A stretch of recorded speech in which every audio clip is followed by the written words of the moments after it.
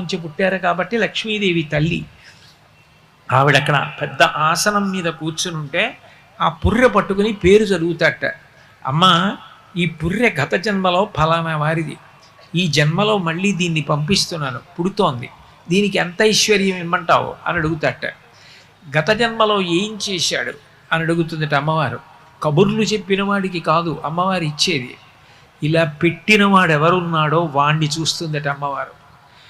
ఆవిడ పేరు చెప్పగానే ఆవిడ సర్వజ్ఞ, ఆవిడికి తెలియదు వాడా ఎంత చేశాడ్రా అని ఒక్కసారి కనుబొమ ఇలా పైకెత్తుతుందిట.